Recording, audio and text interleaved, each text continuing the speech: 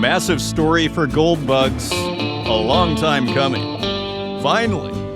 Hello and welcome to the Northern Miner Podcast. My name's Adrian Pocobelli, and it has happened. China's secretive gold purchases helped fuel a record rally.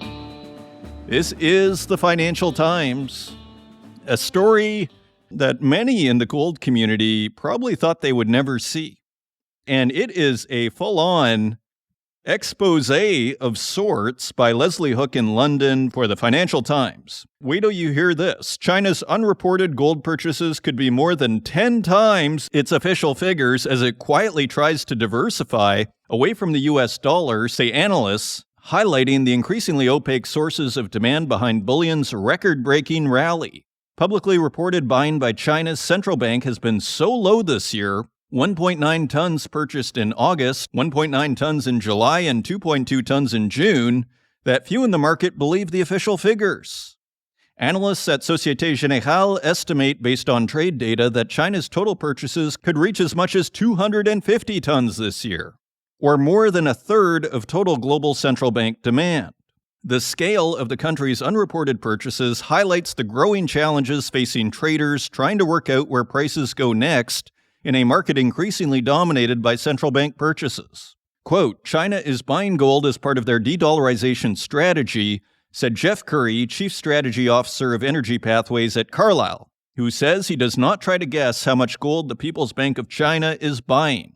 Quote, unlike oil, where you can track it with satellites, with gold you can't. There's just no way to know where this stuff goes and who is buying it. Quite interesting. Of course, Jeffrey Christian has commented several times on what he calls the opaque nature of the gold market. Traders say they are turning to alternative sources of data to gauge demand, such as orders for freshly cast 400-ounce bars with consecutive serial numbers, which are typically refined in Switzerland or South Africa, shipped via London, and flown to China for evidence of the country's purchases. Quote, this year people are not believing the official figures, especially about China, said Bruce Ikemizu, director of the Japan Bullion Market Association, who believes China's current gold reserves are nearly 5,000 tons, double the level it publicly reports. Central banks have been buying up huge quantities of bullion in recent years, fueling a rally that has pushed the price above $4,300 per troy ounce. Over the past decade, gold's share of global reserves outside the U.S. has climbed from 10% to 26%. World Gold Council data shows, making it the second largest reserve asset after the dollar. Yet fewer and fewer of these purchases are being reported to the IMF, which collects data voluntarily. In the most recent quarter, only about one-third of official buying was publicly reported, down from 90% 4 years ago, according to World Gold Council estimates based on metals-focused data. Central banks may choose not to report their gold activity to avoid front-running the market or for political reasons. Some fear that publicly buying bullion, which is often a hedge against the dollar, could worsen relations with the Trump administration. Quote, it makes sense to just report the bare minimum, if need be, for fear of reprisal from the U.S. administration, said Nikki Shields, analyst at Swiss refinery MKS PAMP. Quote, gold is seen as a pure USA hedge. In most emerging markets, it is in central banks' interest to not fully disclose purchases. And then the article goes into the different ways they are trying to track the purchases of gold. Scrolling to the bottom of the article, quote, it's ultimately unknowable, said Adrian Ash, research director of Bullion Vault, an online trading platform. Quote, any apparent route to figuring it out misses the problem that it is only one part of the enigma wrapped in the riddle, which is China's bullion market. So a landmark article from the Financial Times, that was November 14th. And then on November 17th, we have a headline, China added 15 tons to gold reserve in September, according to Goldman Sachs. And this is Bloomberg News via mining.com. China added an estimated 15 tons of gold to its Forex reserves in September as central banks accelerated their purchases of bullion after a seasonal summer lull, according to Goldman Sachs Group. The bank's calculation compares with only 1.24 tons of gold purchases that China officially reported for the month. Analysts, including Lena Thomas, estimated that central banks globally bought 64 tons of the precious metal in September, more than tripling from the month before. The buying spree is likely continuing in November, according to Goldman. Now, as it says here, scrolling down, despite the sovereign purchases' key role in gold prices, referring to central bank buying, they are shrouded in mystery as countries often underdeclare their buying. Quote, we continue to see elevated central bank gold accumulation as a multi-year trend as central banks diversify their reserves to hedge geopolitical and financial risks, the analyst said in a note Monday. Quote, we maintain our assumption of average monthly central bank buying of 80 tons in the fourth quarter of 2026. Now, also having to do with China is an update on the rare earths. China and U.S. yet to agree on rare earth deal weeks after talks. And this is Bloomberg News via mining.com on November 14th. So despite all of the hoopla in the last couple of weeks that a deal is underway, it sounds like it's being slow-walked at best and that it's taking a little longer than the U.S. was hoping. And here is the article. The U.S. and China are still negotiating over the key details of how Beijing will free up sales of rare earths, according to a person familiar with the matter, weeks after a trade truce that Washington said would pave the way for increased exports. The two sides have given their teams until the end of November to agree on terms for general licenses that China pledged for U.S.-bound export of rare earths and other critical minerals, said the person who declined to give a reason for the delay. The White House listed the commitment in its account of the agreement reached between President Donald Trump and his Chinese counterpart Xi Jinping 2 weeks ago.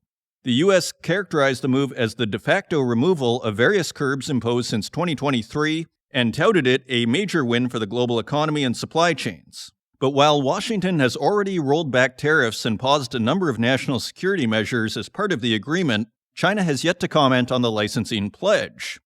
Beijing has confirmed other aspects of the truce, including a one-year pause on extra rare earth controls announced only weeks before the talks in South Korea. Quote, the deal is far from done, said Alicia Garcia Herrero, chief Asia-Pacific economist at Natixis. Quote, China can use licenses as leverage and decide to grant or withdraw them and exert pressure anytime. The lack of clarity has left rare earth exporters in limbo. Several have said they are still awaiting fresh guidance and had yet to see a change in practices on the ground. Quote, my sense is that everyone is still in wait-and-see mode on how the general license process will unfold, said Christopher Better, Deputy China Research Director at GavCal Dragonomics. Quote, the Trump administration put a heavy spin on this. I would not characterize the general licenses as a de facto removal of controls. The White House did not immediately respond to a request for comment. China's Ministry of Commerce also did not immediately respond to queries. Now, Japan, who has been in a spat with China over Taiwan after Japan's new prime minister said she would not rule out militarily intervening if China were to attempt to take Taiwan. And one wonders how much that might factor in to the slow pedaling, as it seems that maybe China's biggest concern with the U.S. and with supplying the U.S. military was over a potential conflict over Taiwan. And here we have a headline from Reuters. Japan Trade Minister says no particular change in China rare earth export controls. And this is November 17th. Japan's Trade Minister Ryose Akazawa said on Tuesday there are currently no particular changes in China's export control measures on rare earth and other materials. Akazawa's remarks come as Japan seeks to ease tensions with China amid an escalating dispute over Taiwan. And also, we have Scott Bessent in a Reuters article on November 16th on Sunday, and here's the headline, China rare earth deal hopefully done by Thanksgiving, Bessent says. And this is Reuters via mining.com. A rare earth deal between the U.S. and China will hopefully be done by Thanksgiving, Treasury Secretary Scott Bessent said in remarks that aired on Sunday. Bessent's comments follow a framework agreement announced last month in which Washington agreed not to impose 100% tariffs on Chinese imports, and China would hold off on an export licensing regime for crucial rare earth minerals and magnets. Quote, I am confident that post our meeting in Korea between the two leaders, President Trump and President Xi, that China will honor their agreements, Bessent told Fox News' Sunday Morning Futures program.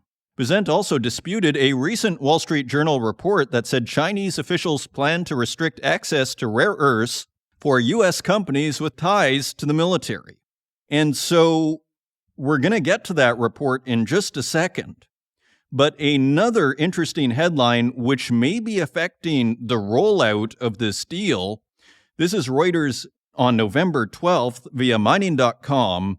U.S. House report accuses China of minerals market interference. China has sought to manipulate global critical minerals prices for decades, using its control as an economic weapon to expand its manufacturing sector and its geopolitical influence, a U.S. House of Representatives committee said on Wednesday.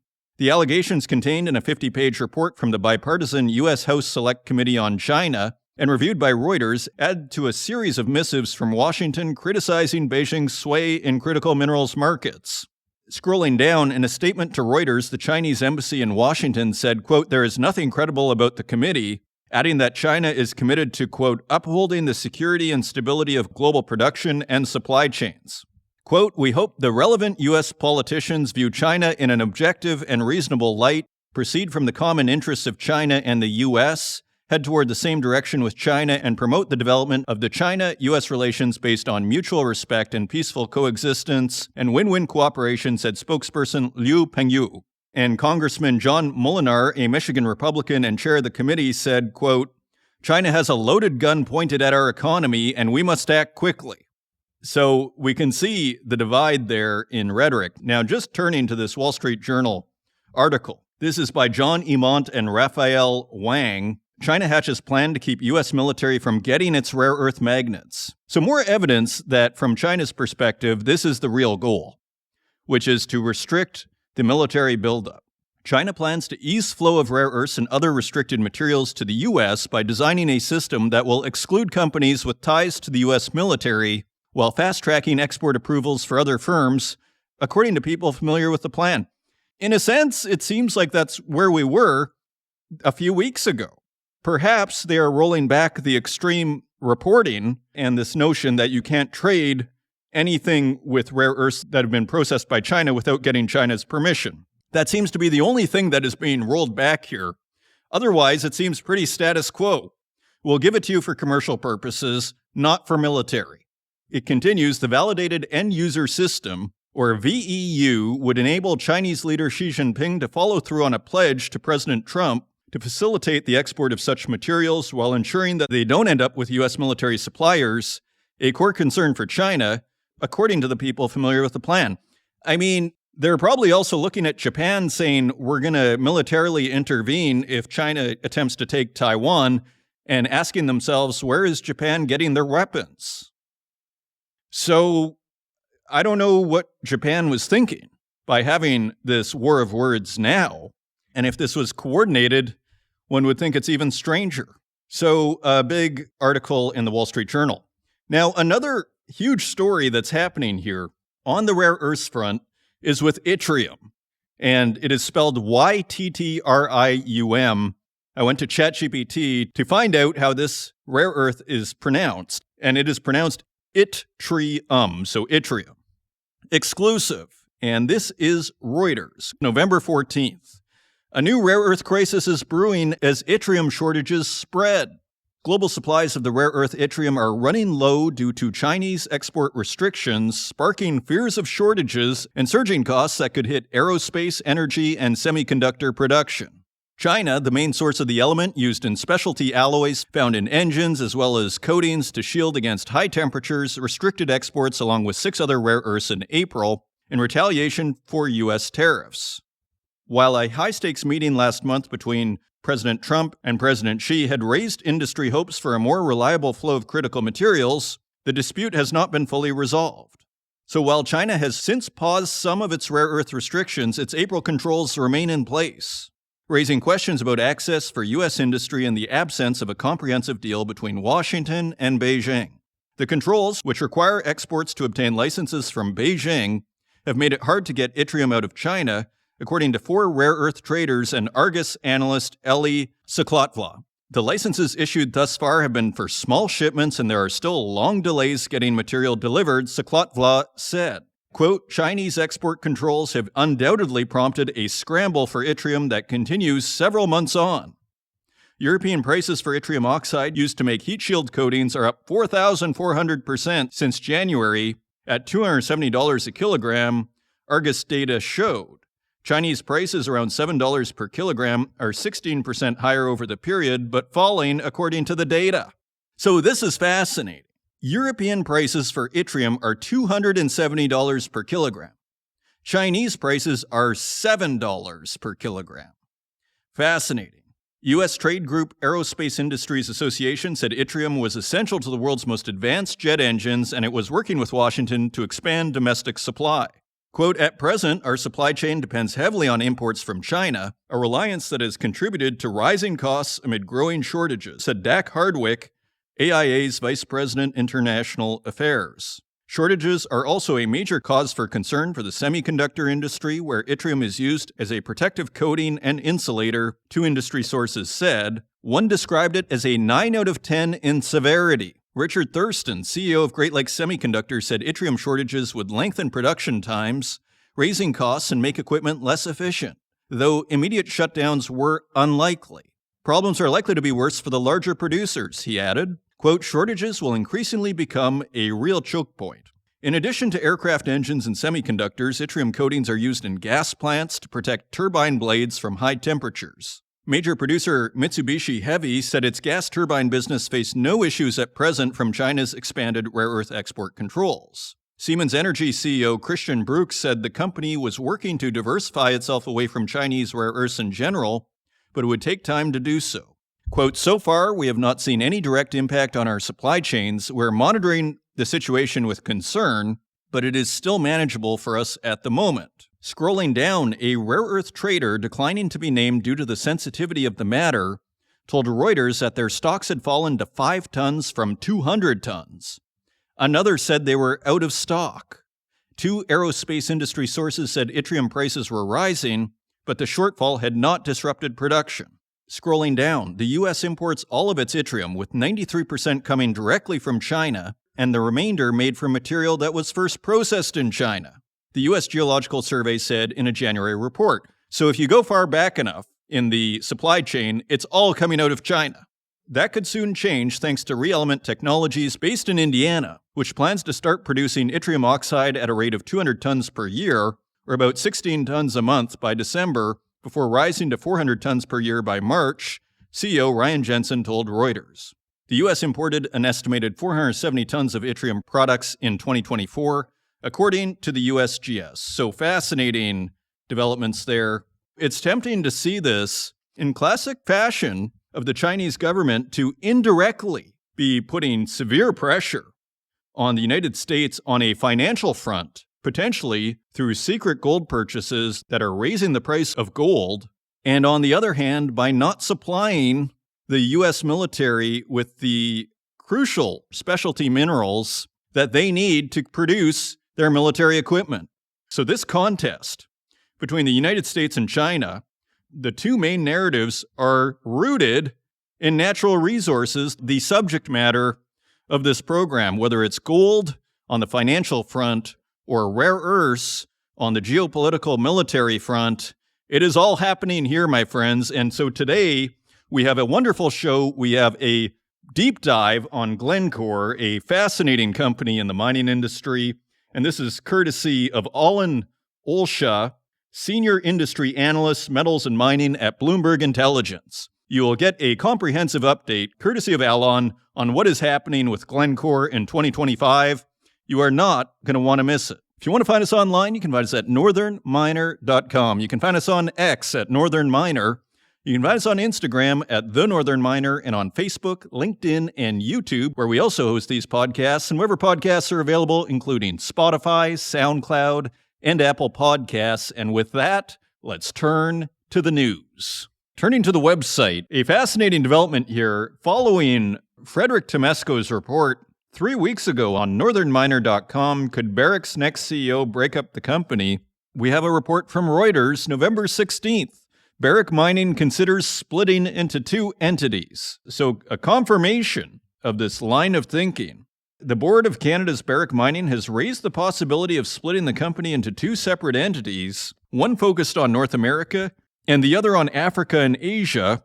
4 sources familiar with the company's thinking told Reuters. A split could also include the outright sale of Barrick's African assets, as well as of the Reko Diq mine in Pakistan, once it has secured financing, according to the sources. In Mali, Barrick is looking to resolve a dispute with the African nation's military administration before selling the asset, sources said.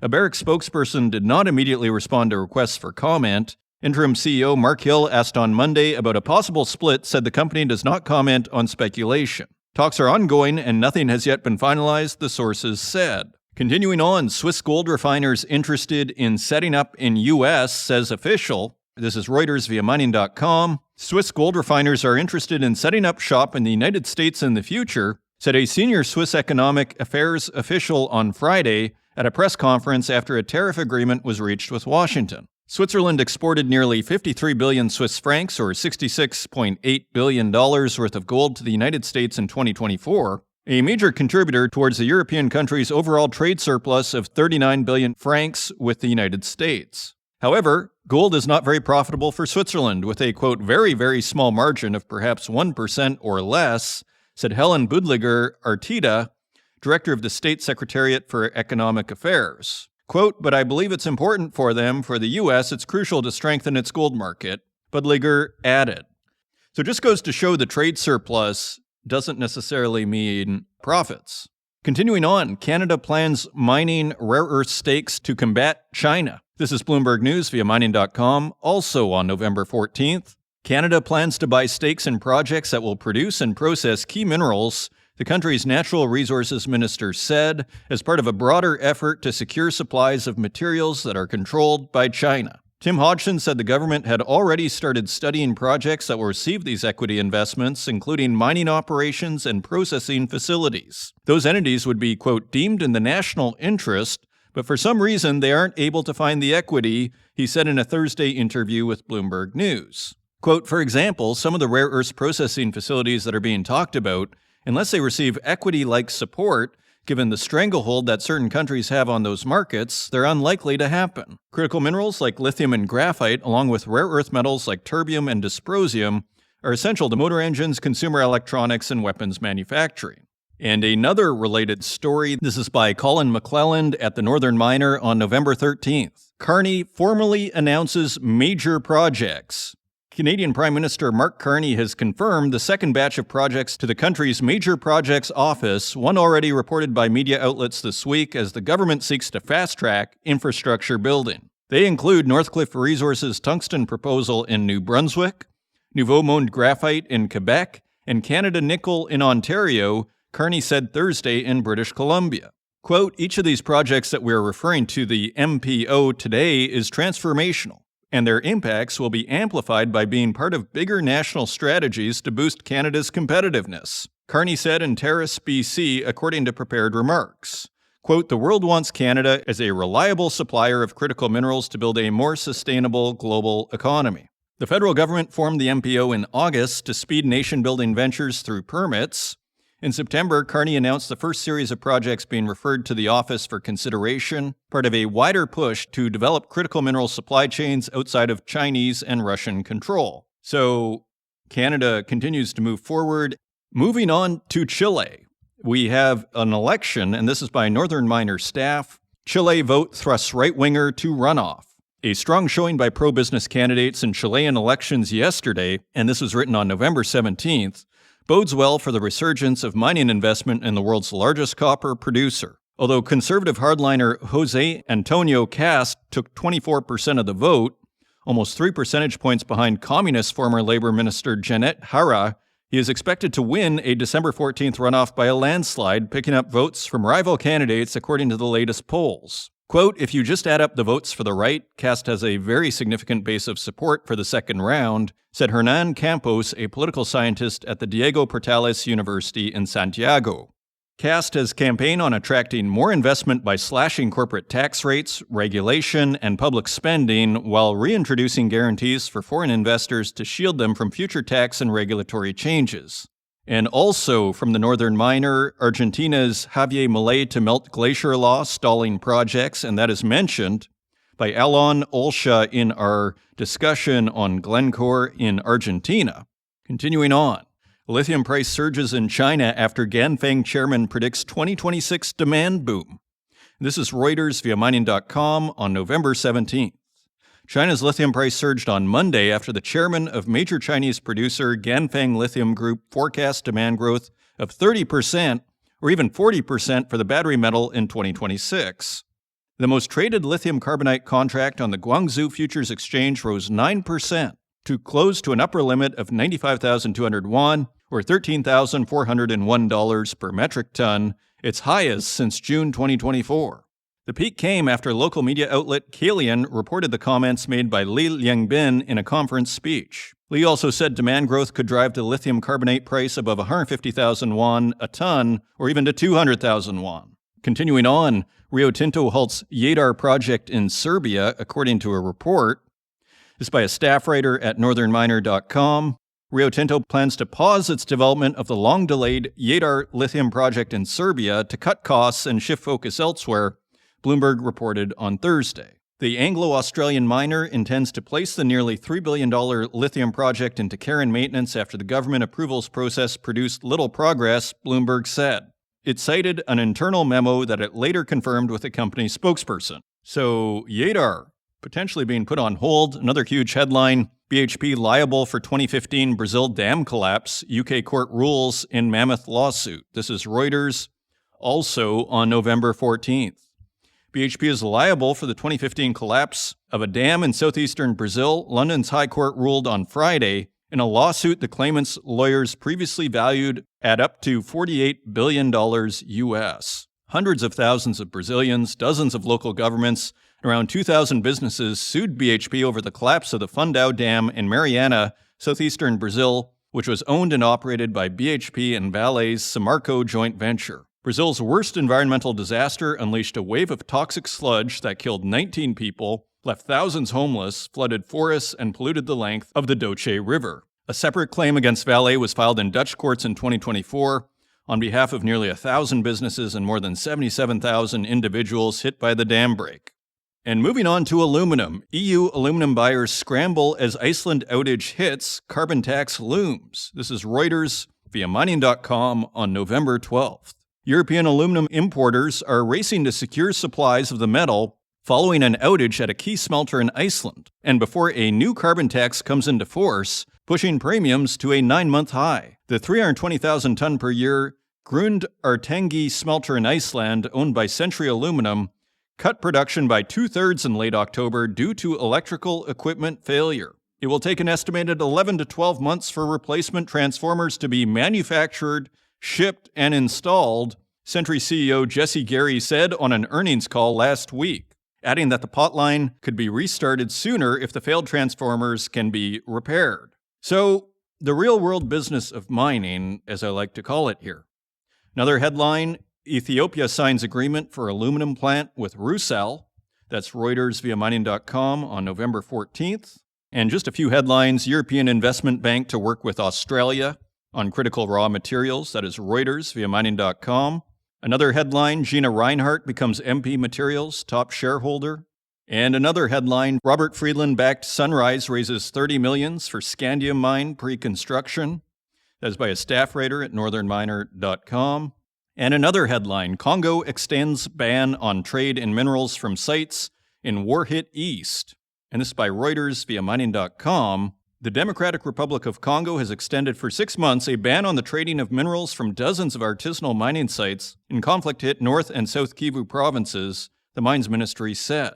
The extension adds compliance pressure on global supply chains for tin, tantalum, and tungsten, key inputs for the electronics, automotive, and aerospace industries.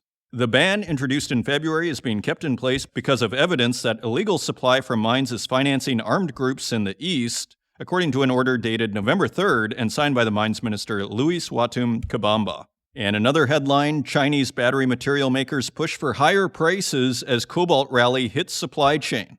That is Reuters via mining.com. Another symbolic headline here, China's vice premier attends Simandou launch in Guinea. This is Reuters via mining.com. China's vice premier Louis Guanzhong attended the commissioning ceremony of the Simandou iron ore mine project in Guinea this week, China's official Xinhua news agency reported on Wednesday. With annual production capacity expected at 120 million metric tons, the 75% Chinese-owned project in the West African nation is set to be the world's largest mine for the highest grade of iron ore, key to the green transition in the global steel value chain.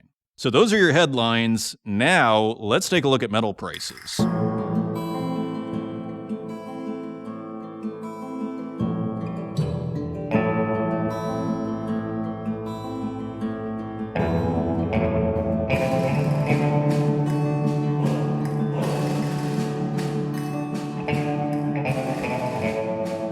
Turning to metal prices, let's take a quick look at the bond market for context. The U.S. 10-year bond is yielding 4.1%. That is down 0.02% on the week. The UK 10-year gilt is yielding 4.52%. That is 0.1% higher on the week. The Italy 10-year bond is yielding 3.44%, edging 0.02% higher on the week. France's 10-year bond remains higher, yielding 3.45%. That is 0.01% higher on the week. Germany's 10-year Bund is yielding 2.69%. That is 0.02% higher on the week. And the real standout here is Japan's 10-year bond, which is yielding 1.74%, and that is 0.04% higher on the week. And just speaking anecdotally, I mean, it does seem to have a correlation with the stock market. Whenever we see Japanese bond yields go too high, we tend to see a decline in the stock market. Finally, China's 10-year bond is unchanged at 1.81%. And just on that point, it's going to be a real landmark if Japan's 10-year bond yield passes China's. Turning to precious metals, gold is trading at $4,040 even per ounce. That is $100 lower than last week. Silver is trading at $50.13 per ounce. That is 53 cents lower than last week. Platinum is trading at $1,536 even. That is $63 lower than last week. And palladium is trading at $1,403 even. That is $37 lower than last week. So precious metals edge lower. Turning to industrial metals, copper is trading at $4.99 per pound. That is 9 cents lower on the week. Iron ore is trading at $103.95 per metric ton. That is 61 cents higher than last week, so barely higher in iron ore. Aluminum is trading at $1.28 per pound. That is 3 cents lower than last week. Lead is trading at 93 cents per pound. That is a penny lower than last week. Nickel is trading at $6.65 per pound.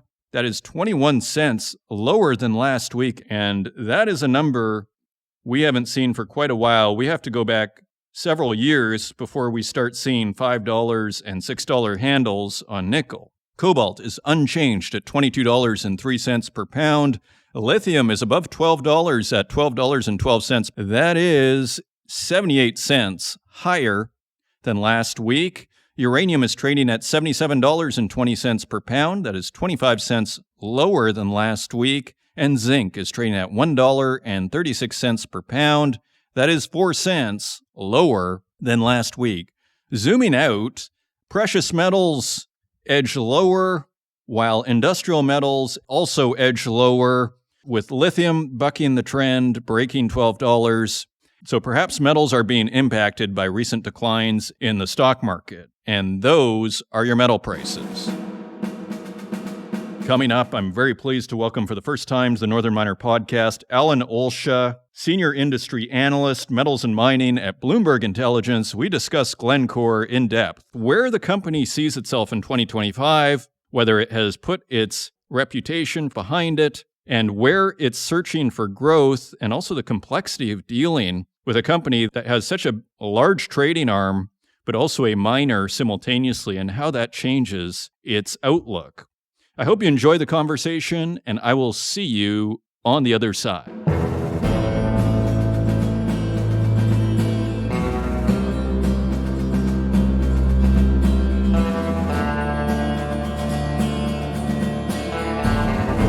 Join me today. I'm very pleased to welcome to the Northern Miner podcast for the very first time, Alon Olsha, Senior Industry Analyst of Metals and Mining at Bloomberg Intelligence. Alon, welcome to the show. Thanks. It's great to be here.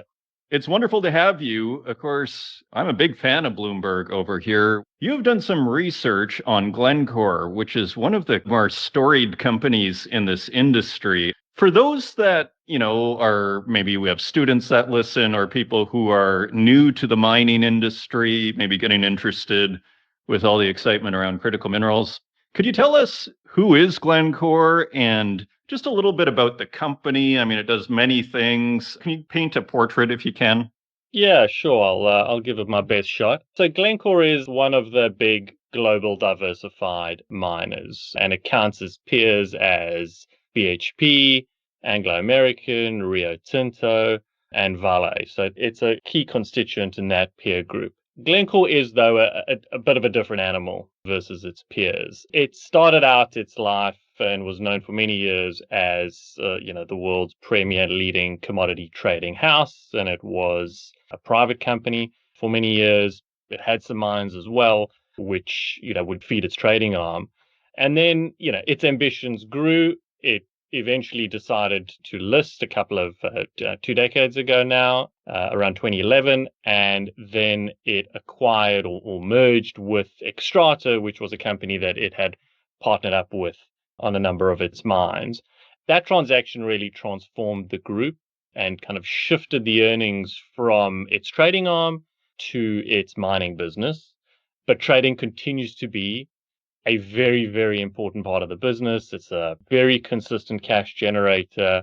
It's still one of the leading commodity trading businesses in the world. And it's the thing that differentiates Glencore from its peers, not just in terms of earnings exposure and earnings mix, but also in terms of its mindset and how it approaches the market. Very interesting. And thank you for that very clear picture here of the company. And you bring up the complexity, in a sense, of Glencore. Again, it sounds like it's almost unique in the sense that it has a trading arm. BHP and Rio, for example, do they have trading arms just on a smaller scale? They do, but they're significantly smaller and they're not set up quite in the same way as Glencore. They're not kind of spread across the commodity complex in the way Glencore is. Glencore will be active in commodities in which it doesn't mine, for example. So it's somewhat commodity agnostic from that perspective. It has a trader mindset. It will exploit opportunities when they present themselves. And it's built up that kind of a very strong platform and capability over decades across metals and mining as well as energy. And the other companies just don't really have that capability. And quite frankly, the culture at a lot of the traditional mining companies aren't necessarily compatible with that of a trading house. So I don't think it's something that they could organically build successfully. Okay, excellent. So, in terms of valuation, I was looking at the stock. It seems to be doing okay, but nothing special. It's maybe even on the year. Its sprawling nature, shall we call it, does it make it harder to value as a company? A lot of people know Glencore as a company that's had issues. I mean, currently they're facing this bribery issue in Africa from the Serious Fraud Office, or SFO, in the UK. Can you kind of illustrate for us the valuation component and the challenges of valuing Glencore as a company? Yeah, sure. And I think the traditional mining side of the business is not too difficult to value. The company provides, really good disclosure, also very consistent disclosure, which is quite important, doesn't change frequently. So that part of the business is relatively easy to model out. The trading business is somewhat more difficult.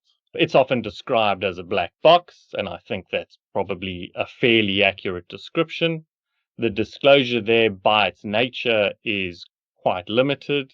There's kind of a lot of commercial sensitivity around the way it operates in trading. It's not unique to them, it's similar to its peers. But for example, it's quite difficult to forecast what earnings are going to be, EBITDA, for the year ahead. You're provided a guidance range, and depending on market conditions, depending on, for example, volatility, which they tend to capitalize on, volatility is their friend in the way that it might not be for a traditional mining business. There's more volatility in a particular segment, you might kind of give them the benefit of the doubt, slightly weight your estimates toward the top end of guidance and vice versa. But it doesn't always work out. Sometimes that volatility, for example, earlier this year, a lot of volatility in the space triggered by a global trade war, but the company wasn't across the board, across its trading book, able to capitalize. Across the energy business, the energy book didn't do that well, but the metals book did very well. So that's the one part of the business that's a little bit more opaque. And it also has a lot of debt behind it to facilitate the transactions. And there's some market participants who struggle with how to apply that debt to the valuation argument, which I think the company finds actually quite frustrating. They argue that the company as a result is significantly undervalued. Just on that point, I mean, weren't they looking to list or change their listing to the New York Stock Exchange? They were considering it, and they announced that they were looking at the option. I think they've been, for several years now, being disappointed at the valuation that they receive on the London Stock Exchange. Their coal-heavy portfolio has been a drag for them, particularly in Europe, where investors tend to be more ESG-minded, and particularly when the ESG wave was at its peak. Glencore was coming under significant pressure to take action on its coal portfolio. And they did announce, as part of that, potentially spinning off the coal business, right? And then that was part of the proposal to Teck as well, that they would merge with Teck, they would combine the two coal businesses, that new larger coal business would be spun off in the US. It would be, the best and the largest pure play coal producer. It would get a fair shake in US markets where ESG tends to be less germane. And then what would be left would be this core business of base metals, really. And there was a lot of emphasis on the copper portfolio. So that transaction never happened. Their own standalone spin-off of the coal business, they decided to abandon that in consultation with shareholders who weren't necessarily supportive of it. They were vindicated very much in that decision. It wasn't necessarily by design, but of course, coal prices then absolutely skyrocketed when Russia invaded Ukraine. And they were a massive outperformer during that period. And they returned tons of cash to shareholders. It was a great couple of years for Glencore. Now they're in the position where the coal price has normalized and it's been a drag on earnings, and it's resulted in analysts slashing earnings estimates. That's not necessarily specifically something that Glencore has done or mismanaged. It's a function of its commodity mix. But that issue is still there. The coal portfolio, the coal business, which was a very large business for Glencore, management doesn't feel that it's getting a fair shake on the LSE. They did look at a US listing as an option. We don't have all the details of why they decided not to pursue it, but ultimately it seemed to come down to them, one, not being convinced that they would be part of the index, the S&P 500, if they moved over. Another, there's just significant friction costs. And there was also no certainty really that the coal business would massively re-rate. So they decided to stay put for now. I'm sure it's a watching brief, though. Very interesting. And so then to wrap up here, kind of our initial part of the discussion, where are we with Glencore then? How do they see themselves with coal, plateauing or not increasing in price dramatically? Are they looking for the next place to grow? Have they assuaged their ethical issues? Are investors moving on, or is this ESG thing a part of that? Where are we today with Glencore in 2025? So I think Glencore this year is having something of a reckoning, if you like. I mean, the stock is down about 30% over the last 3 years. And I think that's brought into very sharp relief the ways in which it's different from its peers. As I mentioned earlier, it's always been different. Before it was a miner, it was a trader, and it still is. And that trading mindset shapes to a large extent how it thinks about capital allocation. And that doesn't always align with the more conventional approach you see in the industry. And sometimes that's really refreshing, and other times it can be quite frustrating. So, one example is Glencore's copper production has been falling steadily since 2018, and it's more than 40% lower than it was then. And some of that's due to mine disposals, some is falling grades, some is resource depletion, but the trend is clear. And when the coal price was really strong a few years ago, no one cared. But now that the coal price is normalized and earnings have come down, it's become an issue. And at a time when everyone's trying to get more exposure to copper, Glencore's exposure is falling. And investors are wondering why, if Glencore's so bullish on copper, and it is, it's stated that several times, just like most other mining executives, then why isn't it building a bunch of new projects to capitalize on the bullish outlook? And I think Glencore's kind of response to that question exemplifies what makes it different from peers. So for years now, it's been highlighting that it has 1 million tons of copper optionality in its pipeline, mainly from brownfield projects. but it said it won't greenlight those projects until the market is tight enough to absorb and accommodate those extra tons. And so, like, where most miners are engineers at heart, they plan decades ahead, they build projects based on long-term price decks. Glencore thinks a bit more like a market participant. It looks at the cycle, it looks at inventories, looks at marginal supply and demand, and it asks the question, does adding this ton of copper help or hurt the price environment that we operate in? If the market is in surplus, it'll sit on its hands, even if the project screens well, and it would rather let that option, that project option, kind of appreciate as the cycle tightens. But what we've seen, particularly over the last kind of 18 months, is that investors are a bit frustrated because they're eager to see growth, particularly when their peers are all announcing these very clear kind of pathways towards future growth. But I think for Glencore, the way they approach it, it's fundamentally kind of a risk management tool, but it's also a subtle way of using the few levers that they control to preserve and exert some modicum of pricing power. And I think I'm sure they would prefer others do the same. So most miners accept that they're price takers. And I think Glencore kind of quietly challenges that idea. It sees its restraint as a strategy. But investors are still, I think, challenging that approach because at the end of the day, the stock is underperforming and volumes are sliding, and there are legitimate questions about whether money is being left on the table or there'll be missed opportunities down the line. Exactly. In a sense, like, I suppose one of the criticisms is they might be risking waiting too long, right? And all of a sudden, by the time that they get their projects in gear, perhaps, as you say, the opportunity is lost. Is that basically part of the concern? In a sense, they kind of need to get on with it, get your copper going, and probably part of one would imagine, the motivation behind the attempt at acquiring Teck. Yeah, and I think that's fair. That kind of pushback has been it's been centered around whether this is like project discipline. Is this really prudence, or is this paralysis in a way? Are they genuinely waiting for the right market signal, or are their projects just not ready? So I think there is very much a fine line here between patience and missed opportunity. And I think that's what makes Glencore so interesting right now. I would imagine they would argue it's not about missing the cycle, but more about shaping how they participate in it. But for investors, the deeper concern is, are they leaving this money on the table? And there's two ways to read it. Either the discipline is genuine, they won't bring on new supply until the market can absorb it and therefore protect the long-term price and support it. The more kind of cynical or jaded view would be that the projects simply aren't shovel ready. So the caution is more necessity than strategy. And like with all things, I think the truth is probably somewhere in between that.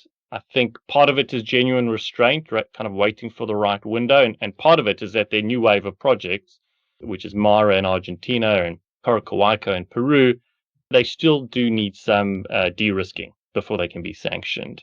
In December, they're hosting a capital markets day, the first one in 3 years. That's going to be a key test for management credibility. Investors will be really eager to test management's resolve on the whole kind of copper growth outlook.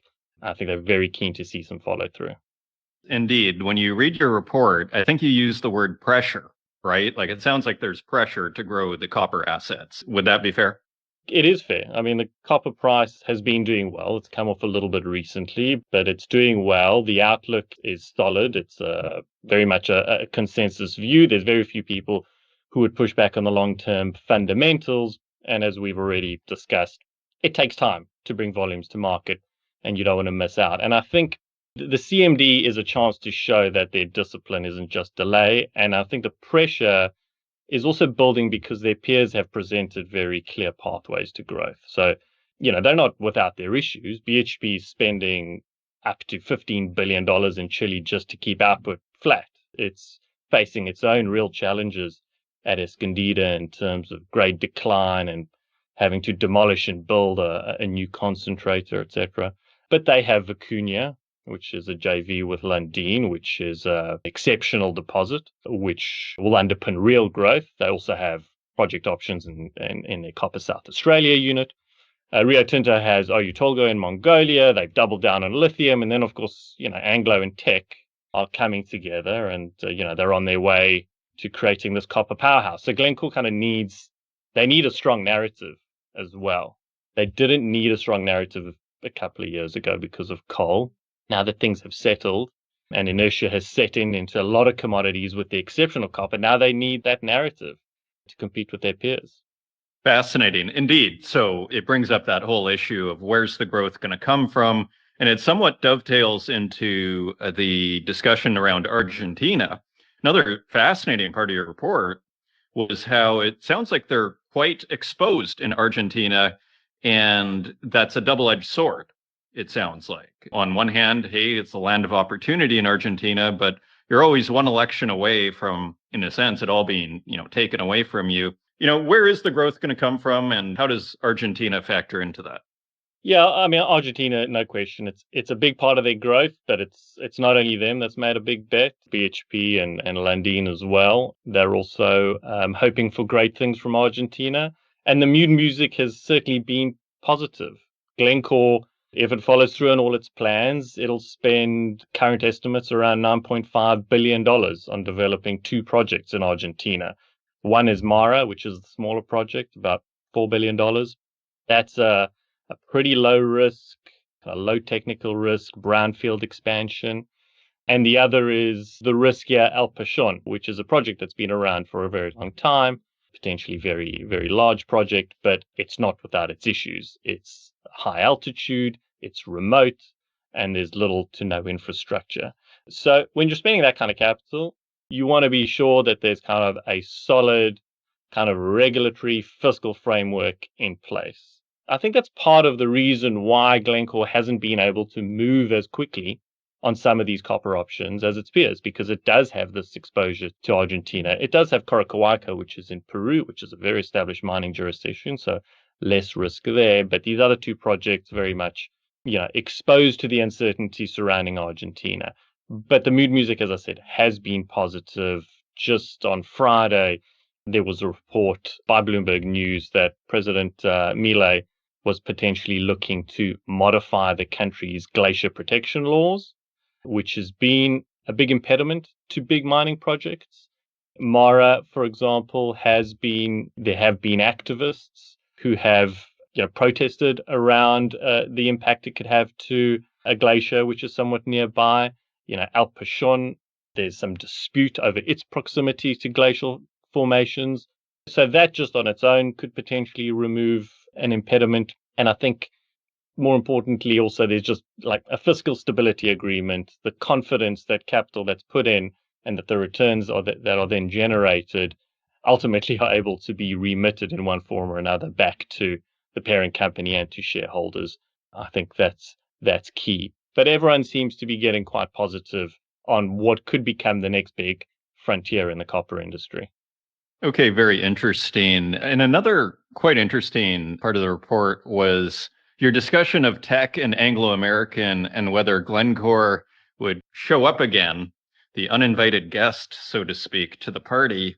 I thought you argued quite persuasively that one of the biggest stumbling blocks would be the headquarters, say that they would probably have to relocate the headquarters to Canada. And I thought that was quite persuasive. Could you discuss, the arguments for Glencore maybe pursuing Teck and why that might not work or why it might work?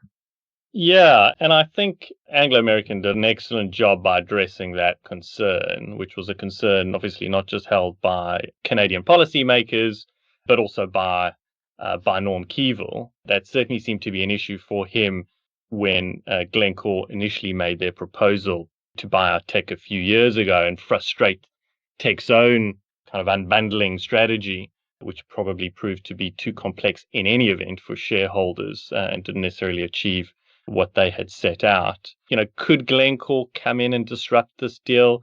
In theory, they could if there's any miner that should and where it made sense to combine two businesses. Glencore and Teck does make sense in the same way that Anglo and Teck make sense. Glencore is a shareholder in Collahuasi. There are significant synergies with QB, so they can also benefit from those synergies and build that into any offer they may have made.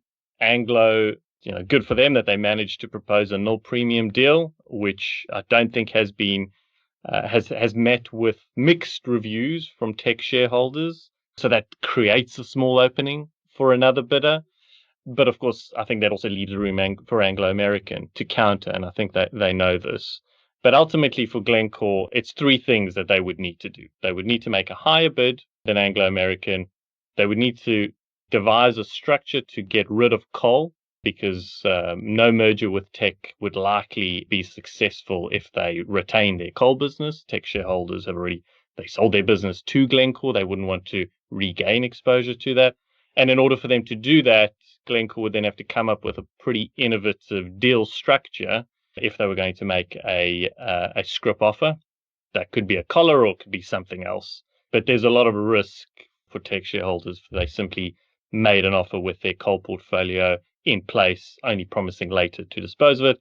And then the third condition that they would need to meet is what you mentioned there, which is moving their headquarters to Canada.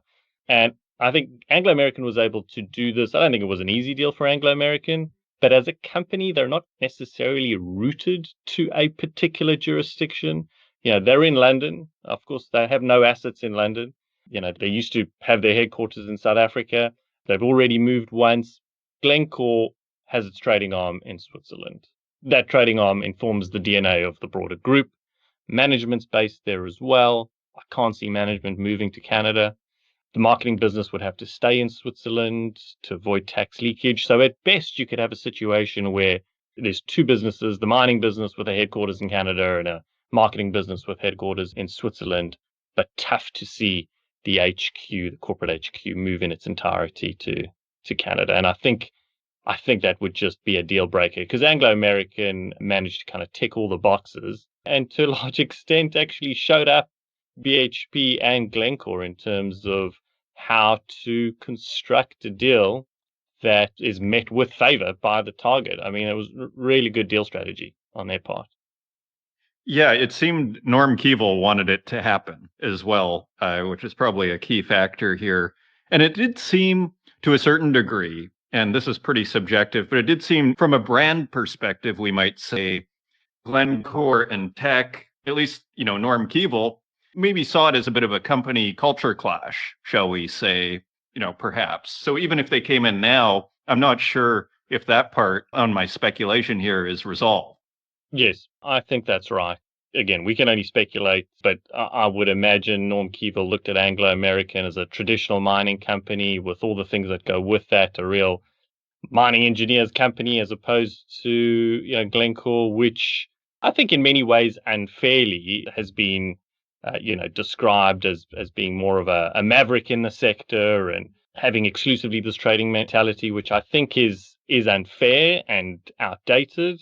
Glencore, of course, also has a massive presence in Canada already. I think they've been there for a long time. I think they've secured their license to operate. But ultimately, it does come down to culture and chemistry. And that chemistry just wasn't there. Indeed. And just a final question, bringing it back to Canada. I can't let you go, Alon, without asking you about the Horn smelter.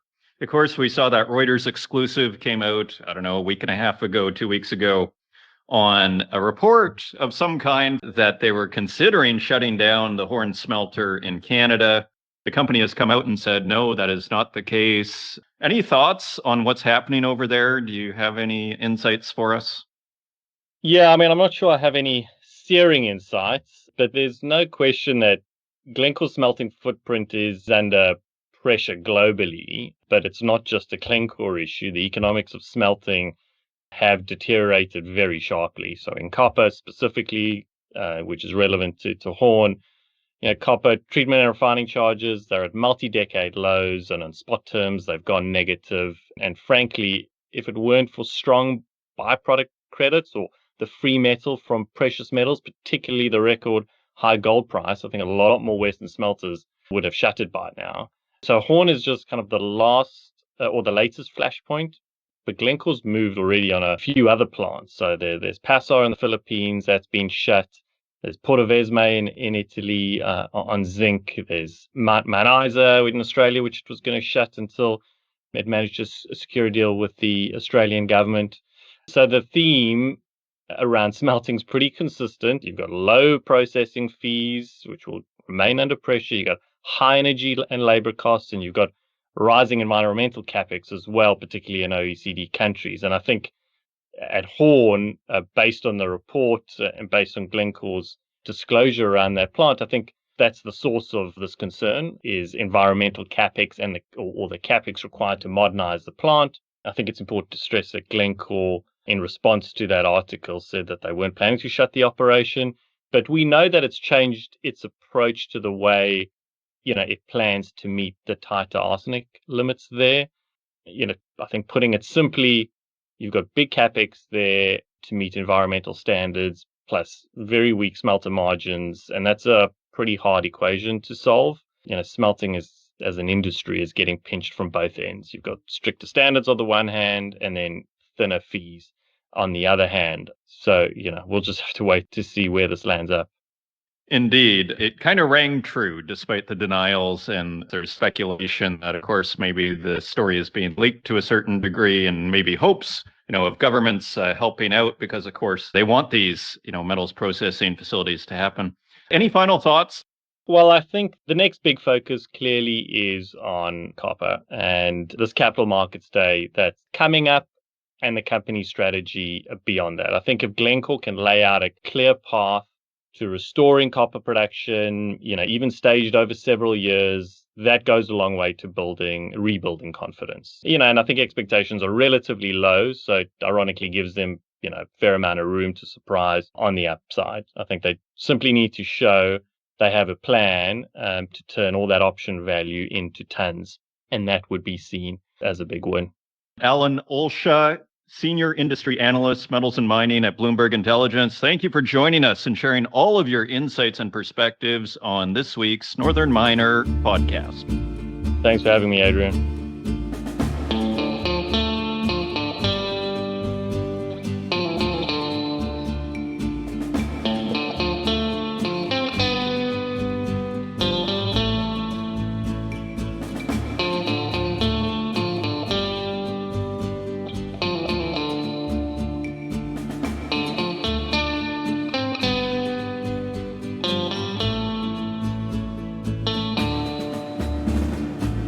Thank you once again to Alon Olsha for appearing on this week's episode of the Northern Miner podcast. And thank you, dear listener, for continuing to support this program. If you want to help out the podcast, please leave us a review in the Apple Podcast directory, share it with your friends, and until next week, take care.